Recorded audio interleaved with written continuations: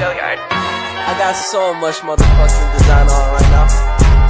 Break it down, bring it back, make it clap. I got 3 old thoughts, new block, word that bitches on my line. Oke, Bismillahirrahmanirrahim. Di sini perkenalkan saya Bimo Prasetya Wicaksono dengan NIM D500220011 dan teman saya Erika Firdayoni dengan NIM D500220018 akan membahas tugas bahasa Indonesia review jurnal. Berikut merupakan hasil review artikel jurnal pertama. Adapun identitas mencakup judul, yaitu produksi gas oksihidrogen atau HHO untuk generator set dengan energi surya. Untuk penulisnya ada Nurul Hidayah, Suryanto, Muhammad Aslam, dan Iva Islamia. Tahun penerbitan 2019, jurnal yaitu jurnal ilmiah, indeks atau ranking Q yaitu Scopus. Indeksnya tidak ada, untuk URL-nya terdapat di slide.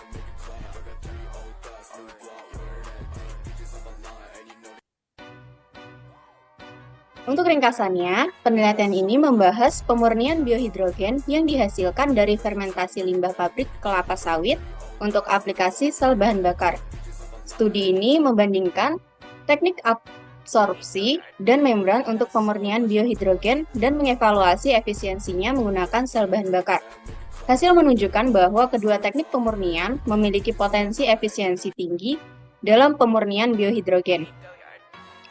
Berbagai studi telah dilakukan untuk menghilangkan CO2 secara efisien dalam produksi biohidrogen, termasuk penggunaan teknologi dan membran yang berbeda untuk pemurnian. Pengotor seperti CO dan CO2 ditemukan mempengaruhi kinerja sel bahan bakar dalam pemurnian biohidrogen. Studi ini membandingkan teknik absorpsi dan pemisahan membran untuk memurnikan H2 dari CO2, MII, ditemukan sebagai absorben terbaik. Sementara membran PSF menunjukkan tingkat permeansi H2 dan selektivitas yang tinggi. H2 yang dimurnikan diuji dalam sel bahan bakar menunjukkan arus dan daya yang lebih tinggi dengan pemurnian H2 yang lebih tinggi. Kehadiran CO2 dalam sel bahan bakar menurunkan produksi daya. Kemurnian H2 yang lebih tinggi menghasilkan produksi daya yang lebih tinggi. Studi ini menyimpulkan bahwa MEA dan membran PSF efektif untuk pemurnian dan pemisahan H2. Adapun catatannya, yaitu kelebihan dari jurnal ini, terdapat pembahasan topik yang relevan dalam konteks energi terbarukan dan pengolahan limbah khususnya di industri kelapa sawit dan memperoleh hasil yang signifikan. Adapun kekurangan dari jurnal ini yaitu terdapat keterbatasan skala yang mungkin tidak sepenuhnya mereplikasi kondisi nyata dan kurangnya data dalam jangka panjang. Selanjutnya,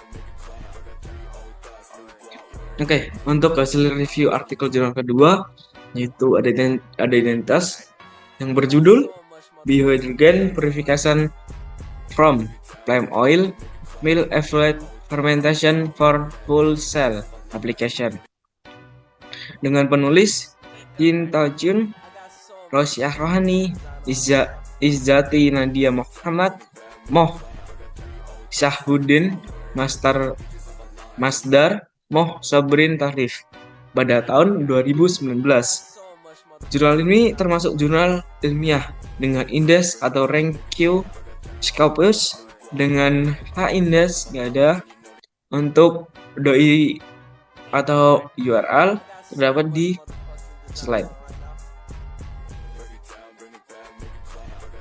Adapun ringkasan dari jurnal ini, penelitian ini membahas pemurnian biohidrogen yang dihasilkan dari fermentasi limbah pabrik kelapa sawit untuk aplikasi sel bahan bakar. Studi ini membandingkan teknik penyerapan dan membran untuk pemurnian biohidrogen dan menghasilkan efisiensinya menggunakan sel bahan bakar, membran penukar proton. Hidrogen yang dimurnikan diuji dalam sel bahan bakar, menunjukkan arus dan daya yang lebih tinggi dengan kemurnian H2 yang lebih tinggi. Hadiran CO2 dalam sel bahan bakar mengurangi produksi daya.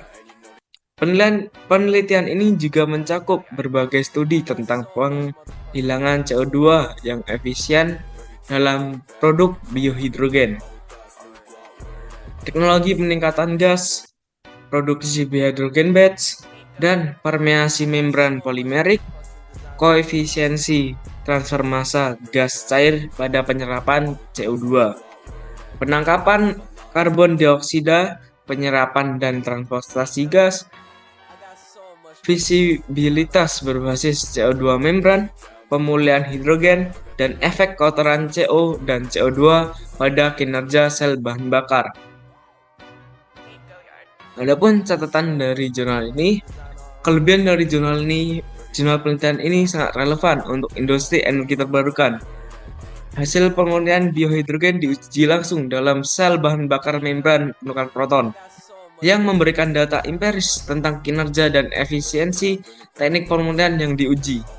Adapun kekurangan dari jurnal penelitian ini mungkin dilakukan pada skala laboratorium, sehingga hasilnya mungkin tidak langsung dapat diimplementasikan pada skala industri tanpa modifikasi lebih lanjut.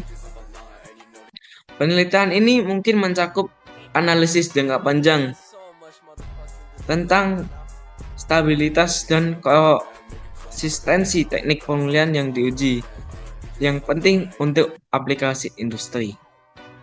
Ya, mungkin itu saja yang dapat kami sampaikan untuk review jurnal dari jurnal 1 dan jurnal 2 bersama teman saya Erika Firdayoni.